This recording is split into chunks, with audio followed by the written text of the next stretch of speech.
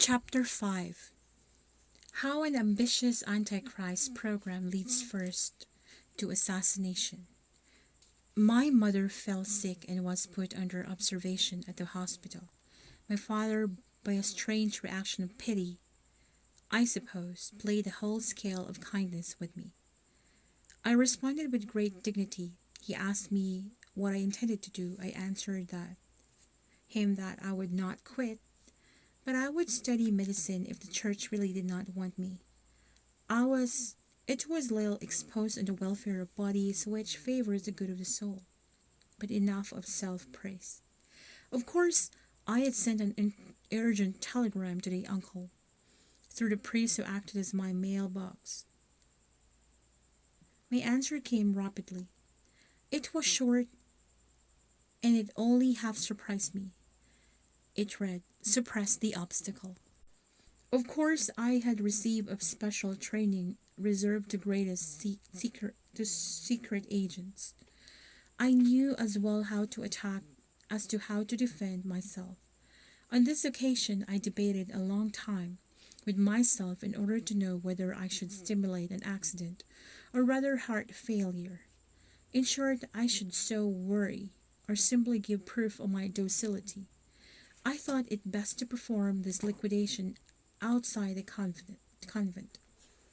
Consequently, I prayed my correspondent to invite this religious to his house, under any pretext.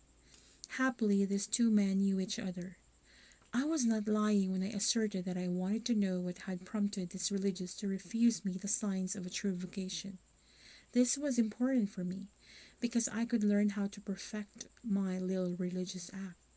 Moreover, I was terribly vexed by this setback, and still hoped to bring this religious to reverse his decision. While waiting for this second interview, I worked carefully at my real task. I wrote the following. It is very important that Christians become conscious of the scandal that caused by the division of the church. For there are three kinds of Christianity: the Catholic, a number of Orthodox, and some 300 Protestant sects. To emphasize the last prayer of Jesus of Nazareth, a prayer that was never heard, "Be one as my Father and I are one." To cultivate a growing remorse in this regard, particularly among Catholics. To stress that Catholics are responsible for the division among Christians, because their refusal to compromise they caused schisms and heresies. To come to a point that every Catholic will feel so guilty that he will use or wish to atone at any price. To just suggest to him that he must himself endeavor to find all the means capable of bringing Catholics closer to Protestants, and to others also, without harming the credo, to keep only the credo. And again, attention, the credo must undergo a very slight modification. The Catholics say, "I believe in the Catholic Church." The Protestants say, "I believe in the Universal Church." It is the same thing. The word Catholic means universal. At least it was so at the origin of the Church. But in the course of ages, the word Catholic took a deeper meaning. It has become almost a magic word. And I say that we must suppress it from the credo for the best interest of all, that is, the union with Protestants. Moreover, it will be necessary that each Catholic endeavor to find out what would please Protestants, since faith and the credo are not at stake and never will be. Always drive minds toward a greater chastity or charity, a larger fraternity. Never talk about God, about the greatness of man, but about the greatness of man. Bit by bit transform the language and the attitude of mind. Man must occupy the first place. Cultivate confidence in man, who will prove his own greatness by founding the universal church, in which all goodwill shall melt together. To bring out that the goodwill of man, his sincerity, his dignity, are worth more than an always invisible God. to show that the luxury and the art found in Catholic and Orthodox churches are intensely disliked by Protestants, Jews, and Muslims, to suggest that this useless show must be suppressed for a greater welfare, to excite an iconoclastic zeal. Youngsters must destroy all these hodgepodge statues, pictures, reliquaries, priestly ornaments, organs, candles and votive lamps, stained glass and cathedrals, etc.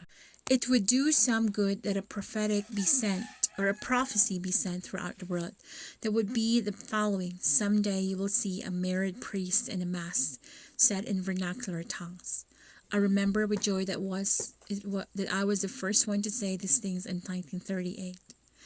That same year, I urged women to ask for the priesthood, and I advocate a mass, not a parish mass, but a family mass that would be said at home by the father and the mother, but each before each meal.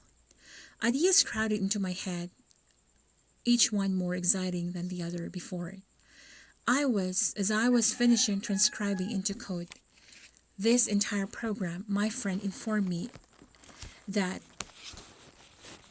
the religious was to visit him the next day.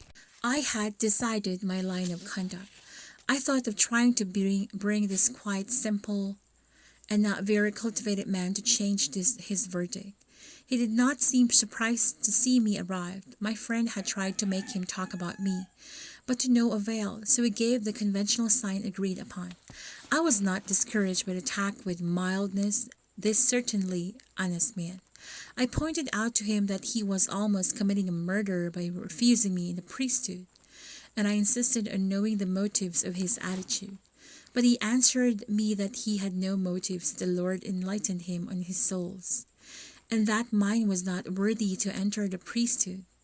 I acknowledged that I became nervous.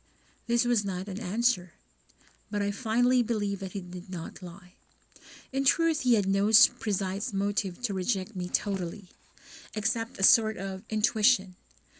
All that is of very little scientific nature. The worst was that he did not seem at all conscious of the unwarranted nature of his actions. He seemed to operate completely by magic. I informed him that I had decided to present myself somewhere else. He answered me with an angelical smile that I was wrong in persisting. I told him that I could even take away his life if I could, by that gesture, succeeded in entering the seminary. He answered that he knew it. Then and there I was truly stupefied, and we remained silent a long while, looking at each other. And again he spoke, saying, "You do not know what you are doing." I admit that at that moment I would have liked to run away to the end of the world. That man possessed a power that I could not explain to myself. But my friend made a sign. He felt that I was weakening, and I knew that it would be the end for me if I disobeyed the orders of the uncle. I must myself make this obstacle disappear. My worth, although visible, must be confirmed by this gesture of obedience and courage. Then I got up and caused death without wounds. Men of my worth have all the chance of undergoing a special training, whose precious secrets from Japan.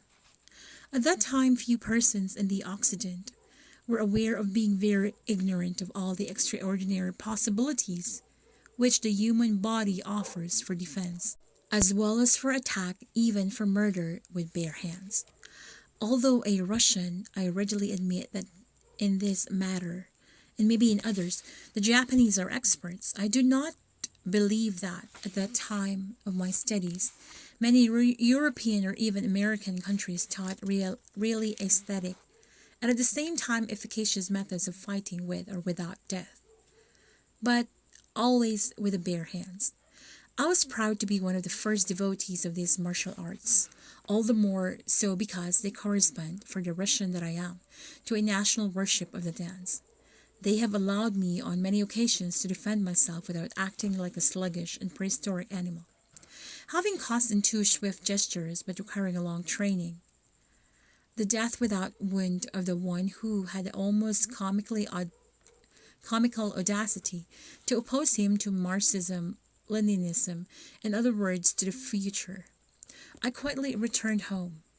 The death would naturally be published, cause heart failure. The next day, my body was covered with pimples. I was furious because it was a sign of weakness, a sign that my liver could not support such tensions. I was stupid. But I congratulated myself because my father thought I was really suffering on account of not entering the seminary.